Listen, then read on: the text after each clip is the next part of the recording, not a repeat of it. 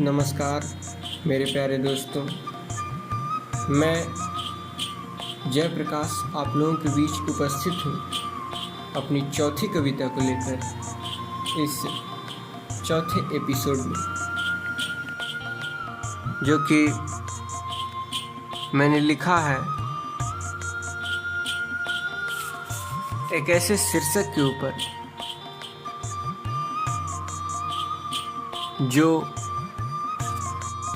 जिनके लिए जितने भी शब्द लिखे जाएं और शायद शब्दों में उनका वर्णन कर पाना असंभव होगा, इसीलिए एक छोटा सा प्रयास है उनके चरणों में समर्पित, उनके अदम्य और महान योगदान को समर्पित एक छोटी सी कविता और एक छोटा सा प्रयास मेरा। चलिए दोस्तों, समय को व्यर्थ न करते हुए शुरू करते हैं उस कविता को जो मैंने लिखा है हृदय की असीम गहराइयों से माँ के चरणों में समर्पित एक कविता जिसका शीर्षक है माँ। तो शुरुआत करते हैं दोस्तों दो पंक्ति से कि कैसे पूरी होती है मन्नत देख ली, मैंने माँ को देखा जन्नत देख ली। ये दो लाइनें जो इंस्पायर करती हैं आगे कविता पढ़ने के लिए भी और पूरी तरह से dedicated to mother's great contribution. वास्तव में उनके महान योगदान को कोई भी शब्द या कविता चंद लाइनों में वर्णन नहीं कर सकते, क्योंकि उनमें उतना सामर्थ्य नहीं हो सकता जितना सामर्थ्य माँ के महान योगदान और उनकी ममता में होता है। तो चलिए दोस्तों शुरू करते हैं। पहली पंक्ति इस प्रकार है, ध्यान से सुनिएगा। कविता का शीर्षक माँ। मेरा बचपन मुझे याद आने लगा, लोरियों में कहीं मुस्कुराने लगा। मेरा बचपन मुझे याद आने लगा, लोरियों में कहीं मुस्कुराने लगा। रात पलकों में सपने पिरोता रहा, रात पलकों में सपने पिरोता रहा, तेरे सीने से लग के मैं सोता रहा। तुझसे मिलने को पल पल तड़पती है जान, तू कैसी है माँ, तू कैसी है माँ। दूसरी पंक्ति दोस्तों सुनते हैं। देखना हो गया कितना खुदगर्ज मैं, कर सका ना अदा दूध का कर्ज मैं। अपने हालात में इस कदर खो गया, एक बेटा भी माँ से जुदा हो गया। मुझसे नाराज लगते हैं दोनों जहां, तू कैसी है माँ, तू कैसी है माँ। ये जो दूसरी पंक्ति है दोस्तों, इसमें हमारा जो बताने का प्रयास रहा है मेरा कि हर व्यक्ति एक दिन ऐसा जरूर आता है कि माँ से उसे दूर जाना पड़ता है, अपने हालात परिस्थिति से मजबूर होकर। इसलिए मैंने लिखा कि अपने हालात में इस कदर खो गया, एक बेटा भी माँ से जुदा हो गया। अब पढ़ने के लिए जाते हैं, जैसा कि अब दौर आ चुका है जुदा होने का घर से। बहुत लोग बाहर जाएंगे, कुछ रहेंगे, तो इस प्रकार आगे चलते समय जरूर हम जुदा होते हैं, लेकिन दिल से तो जुदा कभी नहीं हो सकते। तो इसी परिस्थिति को हमने बयां किया है कि हम लोग खुदगर्ज हो जाते हैं, हालात से मजबूर हो जाते हैं और हमें जाना पड़ता है अपने भविष्य को खंगालने के लिए, अपने भविष्य के लिए, अपने जीवन के लिए, कुछ अच्छे दिनों के लिए मेहनत करना पड़ता है। तो चलिए दोस्तों तीसरी पंक्ति की ओर हम लोग चलते हैं। तेरा साया मेरे साथ चलता रहा, लड़खड़ाता रहा मैं, संभलता रहा। अंधेरे से गिरी जब निगाहें मेरी, रोशनी लेके आई दुआएं तेरी। अंधेरे से गिरी जब निगाहें मेरी, रोशनी लेके आई दुआएं तेरी। तेरी ममता हवाओं में रहती है रवां, तेरी ममता हवाओं में रहती है रवां, तू कैसी है माँ।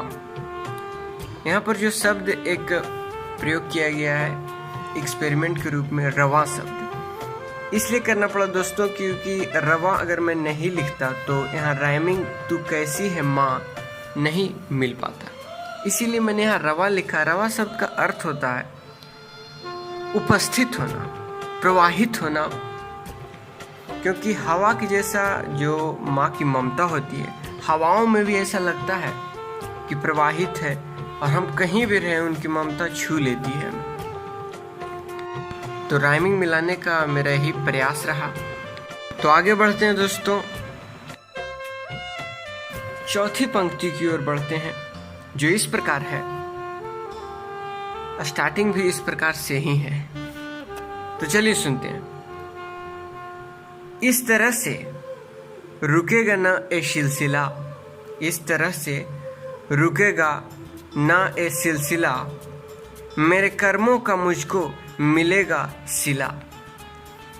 मेरे बच्चे भी मुझसे जुदा होंगे जब, मेरे बच्चे भी मुझसे जुदा होंगे जब, तेरी तकलीफ का होगा एहसास तब, तेरी तकलीफ का होगा एहसास तब।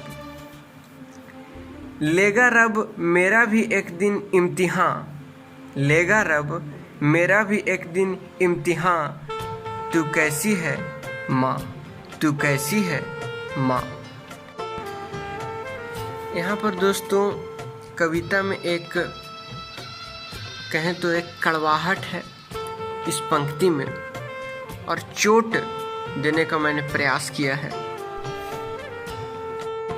उन युवाओं के लिए मैंने चोट देने का प्रयास किया है जो शायद कुछ पढ़ लिख कर अपने माँ से भी ज़्यादा कभी कभी जवान लड़ाते हैं, या फिर यूँ कहें तो अपने आप को ज़्यादा समझदार समझने लगते हैं। तो यहाँ पर ये बताया गया है उन युवाओं के लिए, और मैंने कहा है भी कि इस तरह से सिलसिला रुकेगा नहीं दोस्तों। ऐसा नहीं कि आपने अव्यवहार किया अपनी माँ के साथ, उनसे आप जुदा हो गए, उन्हें आपने तकलीफ दिया, जो कि मुझे लगता है कि इस धरती पर उससे बड़ा अपराध, जघन्य और उससे बड़ा अपराध नहीं हो सकता कि माँ को जब आप तकलीफ देते। बोलने में भी मुझे लड़खड़ाहट हो रही है, लेकिन ज़रूर कुछ मुद्दों पर बेबाकी से अपना राय रखना ही पड़ता है, ये आवश्यक है, ज़रूरी भी है। तो ये सिलसिला रुकेगा नहीं दोस्तों, कर्मों का मिलेगा सजा जो ऐसे करते हैं। तो यहाँ पर ये चोट है कि मेरे बच्चे भी मुझसे जुदा होंगे जब, उनके बच्चे भी जुदा होंगे, तेरी तकलीफ का होगा एहसास तब। उस वक्त उन्हें भी तकलीफ का एहसास होगा, हमें भी होगा, सबको होता है। तो लेगा रब मेरा भी एक दिन इम्तिहान, तू कैसी है माँ। तो समय को आगे बढ़ाते हुए दोस्तों इसी प्रकार विश्लेषण में ज़्यादा समय लग जाता है। तो चलिए अंतिम पंक्ति की ओर बढ़ते हैं जो कि 5वीं पंक्ति है। इस प्रकार है, अपनी माँ से कभी दूर जाना नहीं, अपनी माँ से कभी दूर जाना नहीं, मेरी जैसी कभी चोट खाना नहीं। दोस्तों माँ का दर्जा है रब से बड़ा, दोस्तों माँ का दर्जा है रब से बड़ा, माँ के कदमों में खुशियों का सागर पड़ा, माँ के कदमों में खुशियों का सागर पड़ा। माँ के जैसी है दुनिया में कोई कहाँ, तू कैसी है माँ, तू कैसी है माँ। यहाँ पर दोस्तों हर पंक्ति का अंत हो रहा है तू कैसी है माँ से। माँ के प्रति एक ममता और उनके प्रति केयर को दिखाने के लिए, उनके प्रति एक सम्मान, और ऐसा इसमें प्रतीत होता है पोएम से कि हमेशा केयर को दिखाया गया है। उनका देखभाल हम करते हैं, उनका सेवा करते हैं, उनका सपोर्ट करते हैं, हर कदम पर करना भी चाहिए। तो उसे दिखाने के लिए तू कैसी है माँ का प्रयोग मैंने किया है। तो कविता का यही अंत होता है दोस्तों। ये ज़रूर थोड़ी बड़ी कविता थी क्योंकि मैंने फीलिंग्स को रोक नहीं सका और 5 पंक्ति इस प्रकार से हो गई है।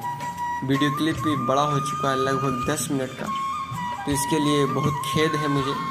लेकिन माँ की ममताओं को वर्णन में ये भी शायद कविता कम है, लेकिन जो भी मैंने लिखा बयां किया है आप लोगों के समक्ष अपने हृदय की बात, अपनी फीलिंग्स को।